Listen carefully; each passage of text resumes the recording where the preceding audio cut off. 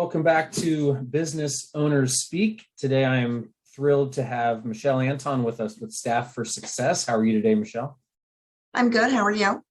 I'm great, thank you. So as we always do, if you could tell us a little bit about you and your family, and then we'll get into the business.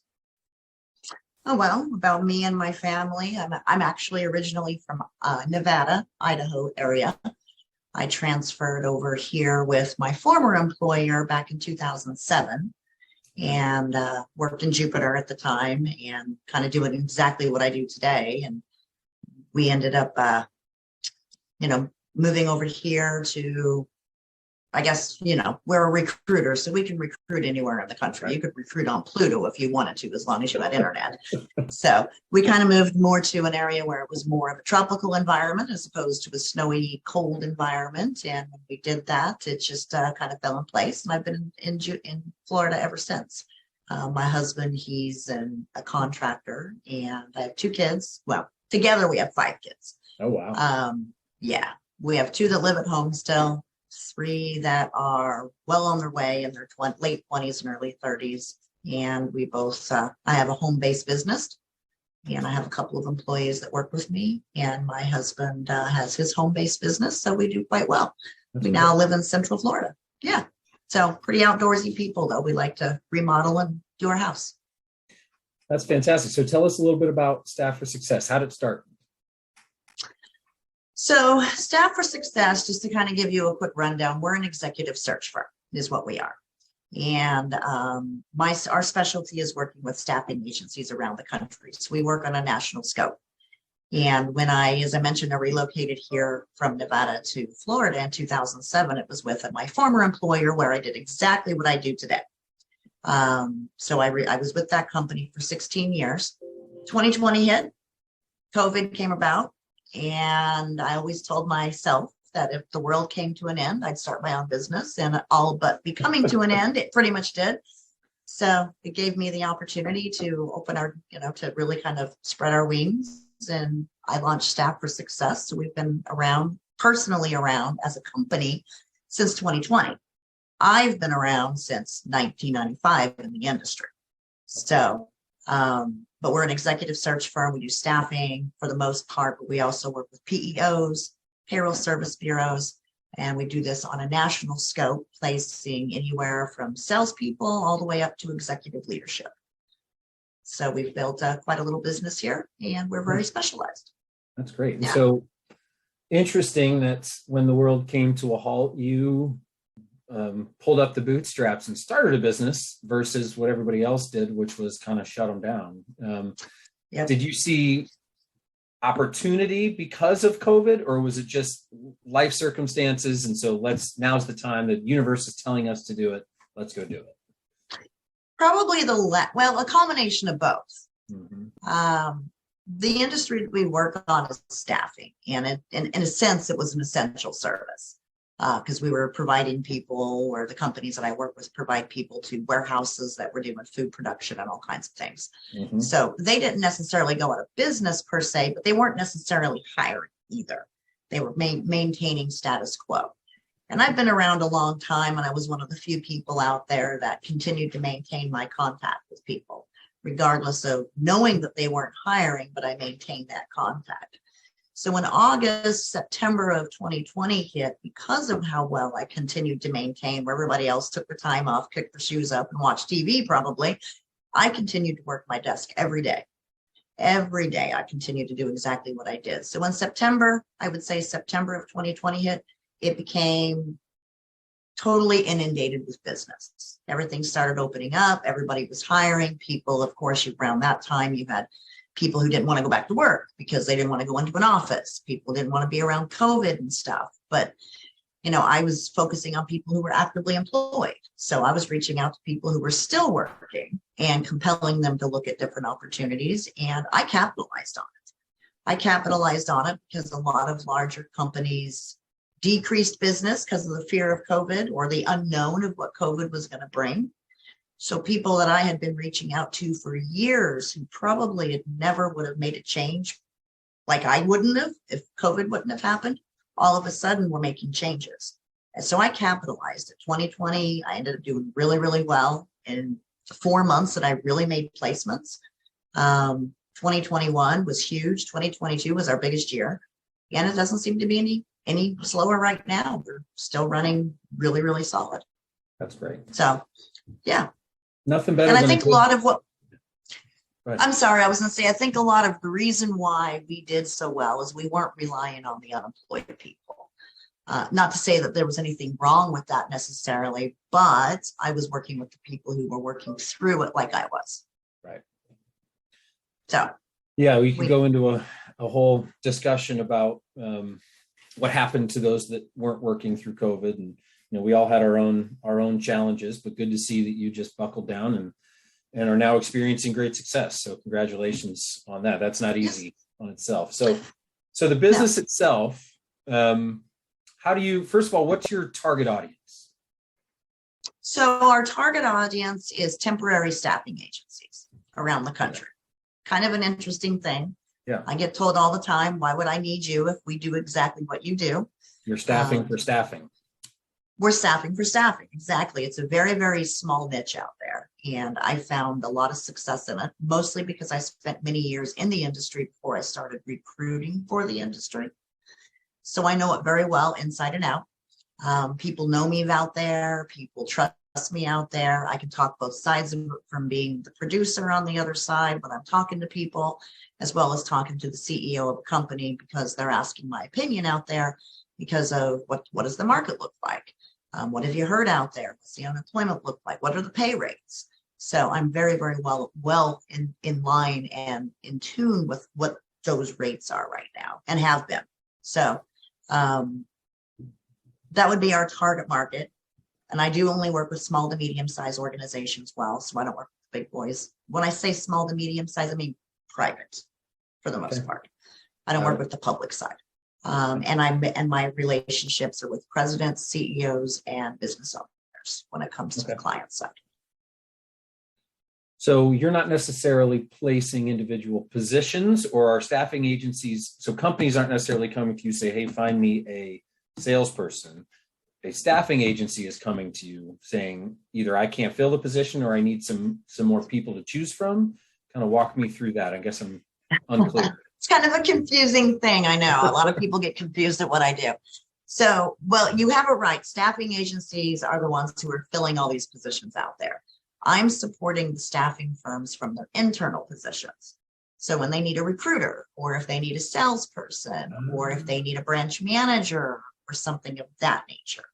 So I'm not supporting their clients so much as I'm supporting them themselves. Okay. Yeah. Yeah. Would have never thought of that. That's kind of a lot of people don't. Right, because you would think a staffing agency should be able to find their own people, but that is the pushback that I get. Yeah. Okay, that makes much more sense. Yeah. And as I tell people, we focus on the people who are actively employed. So we're calling into people at their place of employment. We're tapping them on the shoulders, introducing opportunities that might be better than their current situation. We don't know that necessarily, but we reach out to them, and everybody looks for different reasons. Sometimes it's compensation motivated. Sometimes it's quality of life motivated. Sometimes it's they just don't have they feel like they're hit the ceiling where they're at. There's just no more opportunity to grow, but they're not going to go out there and put themselves on the market because they're content where they're at. Right. So people like us can come out there and say, hey, I see that you're a branch manager, but would you consider looking at an area manager position? We have them to the ground. We have our ears to the ground, and we build a lot of relationships that way. Yeah. And relationships, and I'm assuming some tools. What are some of the tools you use to help find people? LinkedIn is probably our biggest. I'm connected with probably almost 20,000 people out there around the country. So I get a lot of referrals that way. I don't use any of the job boards. I'm one of the few who doesn't use Monster or Career Builder, any of those. I don't rely on those.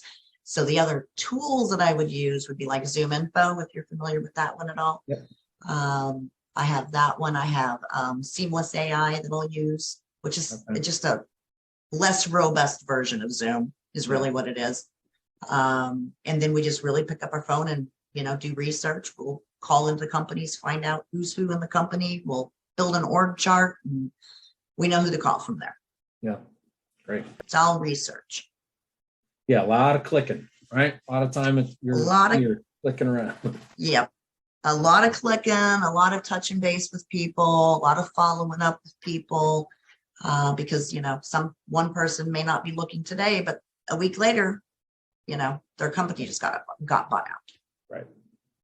So, yeah. Interesting. So as a business owner now, what's something that has surprised you or been something you didn't really anticipate in being a business owner? Oh, geez. Being able to juggle everything, because I'm a working business owner. Right. So I think that's probably my biggest challenge, is being able to handle the back office side of it. And face it, I'm not an administrative type of person. I would much rather outsource that to someone else, let someone else do all the little admin stuff and let me pound phones. Right.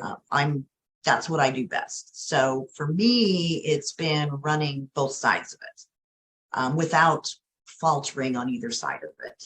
And I think the second thing would be finding good people. Go figure, I'm a recruiter, but I'm saying the same thing. But it's finding people who really want us to do what we want to do. Yeah. Persistence is key in what we do. That's probably the biggest thing, is never give up. Never give up, until no is not no. No is only no when they say, leave me alone and quit calling. Right. But until then, it's always a maybe. Yeah. So we're always persistent. Okay. And you did mention a couple employees. What are their roles in this company? So I have an administrative, and I have an executive assistant. She handles our website, and she does a lot of our website development and works with our website developers. She does a lot of my administrative stuff that I've been complaining about. She's really just a newer hire. So I'm able to pass a lot of that administrative stuff off to her now, to where I can really run it a little better. And then I have 2 remote recruiters too, who help me, one on the Pacific time zone. So, she works from, so in a sense, I have one on Pacific time zone, I'm on Eastern time zone, and I have another on Central time zone. So we're able to, in a sense, work until 6 o'clock or 9 o'clock in the evening, East Coast time. Right. Which is nice. We can cover all time zones. Sure. So when you look down the road, what do you see for this business over the next, 3 to 5 years? That's a good question. I had a really good client of mine ask me the same question recently, because he's kind of been my mentor throughout this, and he's handed me a lot of business just to get me started. Originally, when I started out this, it was like me, I'm not looking for anything huge, I just want to make a good living. And now I'm 3 employees into it, and far more than I expected. And quite honestly, I see myself in the next 5 years probably bringing on a few more and maybe introducing some new services. RPO being one of them, I'm thinking we're going to introduce. Plus, we're going to also expand our service lines. So in the next 3 to 5 years, I could have maybe 10 employees total. There you go. Great. Yeah. All right, Michelle. So to wind down here, I'm curious, and although your husband owns a business, right? So you've always kind of been in the business owner mentality. But this one for you is in the last 2 to 3 years. Do you have any advice you'd give for someone either who has just started their business or is on the cusp and wanting to take that leap? Well, for me, it was be confident in yourself, be persistent, and don't give up. You're going to have a lot of people that tell you can't do it. You're going to have a lot of people who's going to try to tell you, it's not going to work. But as long as you believe it, you have a passion for it, anything can happen, in my opinion. Passion is passion and drive. If you have a passion for what you do, love what you do, go out and live it. And that's what I do. I've been doing it for years. Yeah, and especially if you have the skill and ability, because you proved it previously, mix in some passion and drive, and you got yourself a winner. Exactly. Just be the passion, the drive, don't never give up, and obviously know what you're talking. And I think one of the biggest things that I find that is really, really different too, just from what I've heard from my clients, is they tell me that by far I am very, very detailed. I really don't let things slip by. I'm probably over detailed and in what I do. So they don't ever really have questions with me. Right. They know that I'm very transparent, good, bad, indifferent. This is what it is. And you're catching people in a moment of, oh no, I need help quickly and immediately. So the easier you can make the process for them, right? The more value you're going to be, the valuable you'll be to them. So Absolutely. Absolutely. Well, that's great, Michelle. Look, impressive business. I'm super happy that you took the plunge right after COVID and it's worked out so well for you. Thank you so much for taking your time to join us today and showing us that you can make it work. So absolutely. All right, appreciate you being a guest on today. Absolutely. Thank you.